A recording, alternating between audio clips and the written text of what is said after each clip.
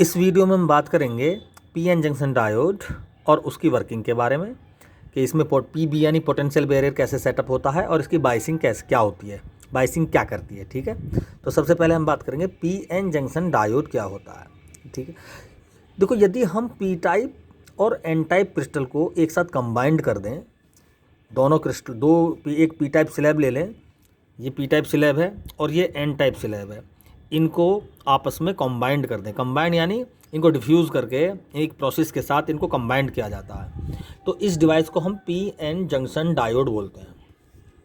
जिस पॉइंट पे दोनों क्रिस्टल जॉइंट होते हैं उसको जंक्शन बोलते हैं। ठीक है, ये लाइन क्या शो कर रही है, इसके जंक्शन को शो कर रही है।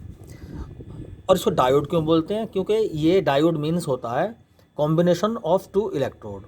जहाँ दो इलेक्ट्रोड जिस सिस्टम में होते हैं वो होता है इलेक्ट्रिक सेल, और इन इलेक्ट्रोडों की वजह से इलेक्ट्रिक सेल्स करंट जनरेट करता है, तो इसे भी हम डायोड बोल रहे हैं। इसका मतलब ये हुआ ये एक ऐसी डिवाइस है जो करंट जनरेट करने वाली है। अब देखो कैसे करती है करंट जनरेट, इसके वर्किंग में है। हमें पता है पी टाइप क्रिस्टल में तो हॉल होते हैं मेजॉरिटी, जो हमने पिछली वीडियो में बताया कैसे बनते हैं ये हॉल, और कुछ फ्री इलेक्ट्रॉन्स होते हैं मिनियोरिटी चार्ज कैरियर। और एन टाइप क्रिस्टल में 5 वैलेंट इम्प्योरिटी की वजह से फ्री इलेक्ट्रॉन्स होते हैं और एक दो यहाँ पर हॉल भी मिल जाता है मिनियोरिटी के फॉर्म में। ठीक, पी टाइप क्रिस्टल में हॉल्स जो बनते हैं वो 3 वैलेंट इम्प्योरिटी की वजह से बनते हैं, क्योंकि 3 वैलेंट इम्प्योरिटी में एल्यूमिनियम होता है। एल्यूमिनियम के आउटर मोस्ट ऑर्बिट में 3 इलेक्ट्रॉन होते हैं और वो जर्मेनियम के या सिलिकॉन के 4 एटम के प्लेस पे केवल 3 एटम से ही शेयरिंग करते हैं। तो चौथा जो एटम होता है उसके लिए कोई इलेक्ट्रॉन नहीं मिल पाता, ब्लैंक प्लेस हो जाता है। उसको भरने के लिए क्रिस्टल में से कहीं से इलेक्ट्रॉन आता है और उस जगह को भरता है, तो वो अपने प्लेस पर हॉल छोड़ देता है। ठीक है, तो किसी पॉइंट से इलेक्ट्रॉन जाता है, इसलिए हॉल को हम पॉजिटिव शो कर देते हैं। पी टाइप क्रिस्टल अपने आप में न्यूट्रल है, लेकिन इसको हम चूँकि ये जिस एटम से जाता है वो पॉजिटिवली आयोनाइज हो जाता है, वहाँ ब्लैंक प्लेस हो जाता है, तो उसको हम हॉल बोलते हैं। अब इसमें होता क्या है, ये जो एन टाइप क्रिस्टल में फ्री इलेक्ट्रॉन्स हैं वो इनकी टेंडेंसी होती है पॉजिटिव की तरफ जाना, यानी इस एटम को कंप्लीट करना। जो ये आयोनाइज्ड है एक इलेक्ट्रॉन की कमी से, तो ये एन टाइप क्रिस्टल के इलेक्ट्रॉन इसको कंप्लीट करेंगे। ठीक है, ये इसमें चला जाएगा। ठीक, और इसी अपने प्लेस पर पॉजिटिव चार्ज, और यहाँ पर ये इस तरह से ये इलेक्ट्रॉन हॉल्स में जंप करेंगे और यहाँ पर अपने प्लेस पर पॉजिटिव चार्ज छोड़ देंगे। ठीक, तो हम कह सकते हैं देखो जो पी टाइप क्रिस्टल में हॉल्स हैं, ये जो एटम है पॉजिटिवली आयोनाइज्ड है, तो पी से लेके एन की तरफ को एक इलेक्ट्रिक फील्ड क्रिएट होगा। इसको हम एक्सटर्नल इलेक्ट्रिक फील्ड बोल सकते हैं। और एन टाइप के इलेक्ट्रॉन जंप करके यहाँ पर हॉल्स में आ रहे हैं, क्योंकि इलेक्ट्रॉन आ रहे हैं इसलिए हम इनको नेगेटिव लाइन कह सकते हैं इसको इस तरह से। तो देखें ज़रा, जहाँ से इलेक्ट्रॉन जा रहे हैं वहाँ पॉजिटिव हो गया और जहाँ पर जंप कर रहे हैं वो नेगेटिव पॉइंट हो गया। तो पॉजिटिव से नेगेटिव की तरफ एक इंटरनल इलेक्ट्रिक फील्ड जनरेट होगा यहाँ पर। चूँकि इलेक्ट्रॉन एन से पी की तरफ को फ्लो हो रहे हैं, तो इलेक्ट्रॉन के अपोजिट इस कंडीशन में एक बहुत शॉर्ट टाइम के लिए करंट चलेगा पी से एन की तरफ। अच्छा, ये इलेक्ट्रॉन एन टाइप क्रिस्टल के इलेक्ट्रॉनों का जंपिंग पी टाइप के हॉल्स में कंटिन्यूस है। ये इलेक्ट्रॉन फिर यहाँ पे आएगा इस तरह से जंपिंग होगी इनकी, और यहाँ पर पॉजिटिव लाइन और यहाँ पर नेगेटिव लाइन बन गई है अगर देखें तो। और ये इलेक्ट्रिक फील्ड की वैल्यू थोड़ी सी और बढ़ जाती है। अगर ये इंटरनल इलेक्ट्रिक फील्ड इस एक्सटर्नल इलेक्ट्रिक फील्ड के बराबर हो जाता है तो करंट रुक जाता है वहीं पे, यानी ये करंट बहुत शॉर्ट टाइम के लिए चलता है। इसे ही हम ट्रांजिएंट करंट बोलते हैं। तो यहाँ पर देखें जरा, पहले तो ये आयोनाइज्ड था, अब इलेक्ट्रॉन आ गया, अब ये एटम बन गया, यानी यहाँ अगर हम लेयर बना दें, करंट तो अब चल नहीं रहा इसमें, और एक लेयर यहाँ पर, क्योंकि ये भी फ्री इलेक्ट्रॉन थे भाई, ये तो इम्प्योरिटी की वजह से फ्री इलेक्ट्रॉन थे और ये इलेक्ट्रॉन की डेफिशिएंसी की वजह से हॉल थे। अब यहाँ से फ्री इलेक्ट्रॉन जाकर इसको भर देते हैं, तो ना तो चार्ज कैरियर इधर रहे और ना ही चार्ज कैरियर इधर रहे। इसका मतलब ये हुआ जब करंट ख़त्म हो जाता है एक लेयर बन जाती है, लेयर के अंदर कोई भी चार्ज कैरियर प्रेजेंट नहीं होता।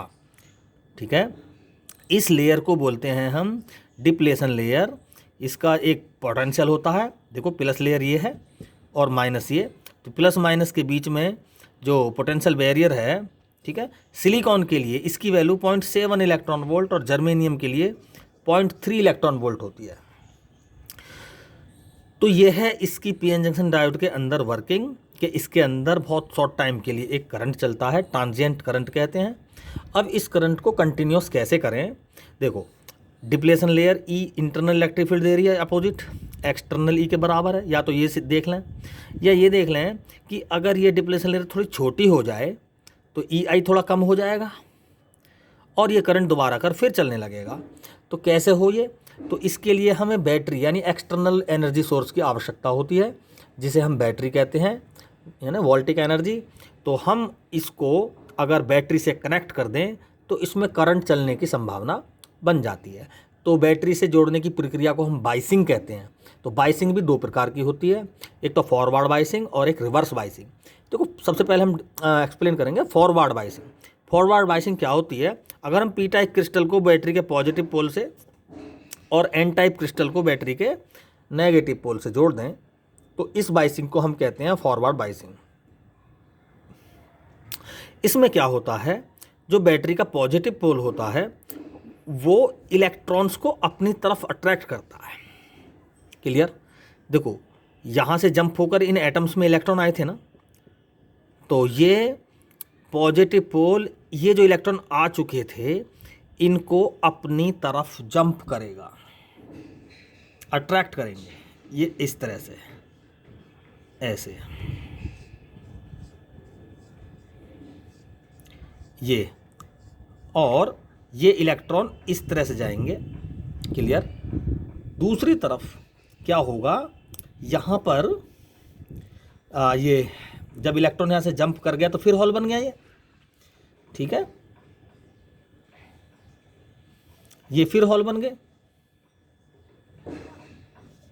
तो हॉल बन गए तो अब डिप्लेशन लेयर यहाँ पर आ जाएगी, क्योंकि डिप्लेशन लेयर के बीच में कभी चार्ज कैरियर नहीं रहता।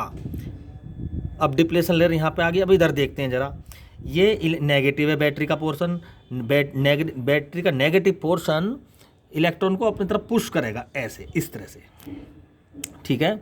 अब चूंकि ये जो इलेक्ट्रॉन थे दोनों लाइंस के, ये तो जंप हो गए थे इधर, यहाँ तो इलेक्ट्रॉन है नहीं, तो ये बैटरी क्या काम करेगी, यहाँ से इलेक्ट्रॉन्स को पुश करेगी और इन इलेक्ट्रॉन्स को आगे को धकेलेगी, ठीक है, ऐसे, ये यहाँ आगे जाएगा, ये और आगे जाएगा, इस तरह से। तो ये बैटरी का नेगेटिव पोल इन इलेक्ट्रॉन्स को पुश करेगा और जहाँ इलेक्ट्रॉन थे नहीं वहाँ पर इलेक्ट्रॉन आ जाएंगे। तो इससे क्या होगा, फिर चार्ज कैरियर आ गए ना बीच में। अब डिप्लेशन लेयर में तो चार्ज कैरियर हो नहीं सकते ना, तो क्या हुआ, ये डिप्लेशन लेयर डिक्रीज होती होती, फिर इलेक्ट्रॉन चूँकि यहाँ तक आ चुके ना, तो अब ये डिप्लेशन लेयर थोड़ी सी छोटी हो जाती है।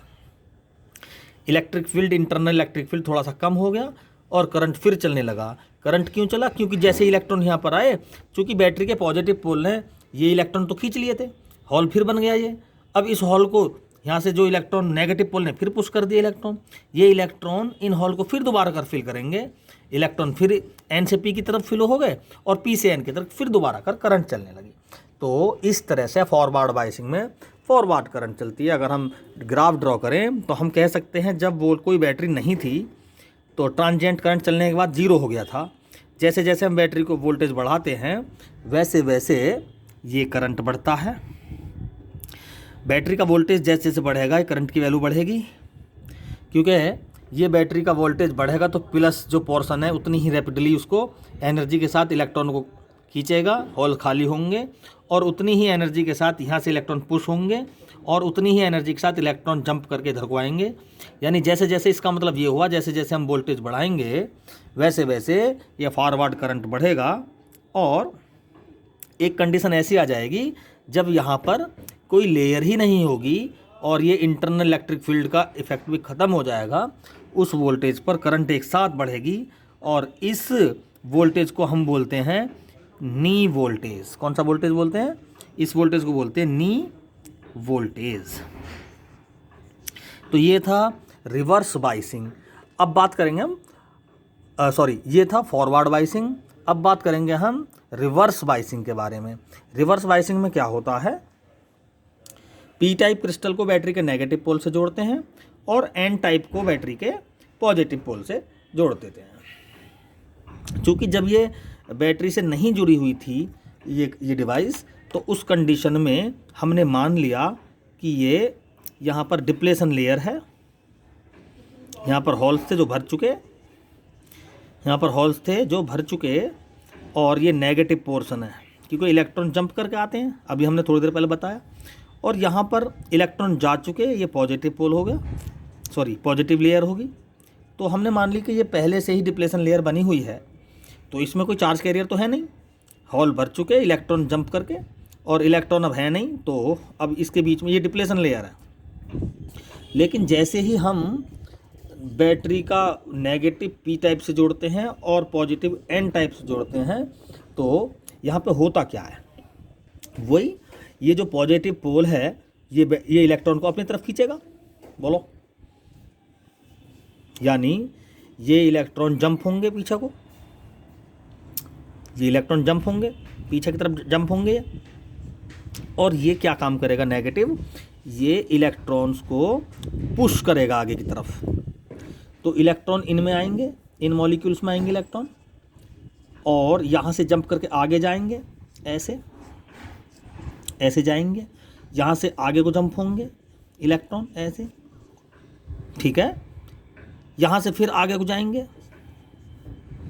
लेकिन यहाँ से आगे को नहीं जाएंगे, क्यों, ये आगे नेगेटिव लेयर आ गई ना, नेगेटिव लेयर इन इलेक्ट्रॉन्स को यहाँ तक नहीं आने देगी, ठीक है।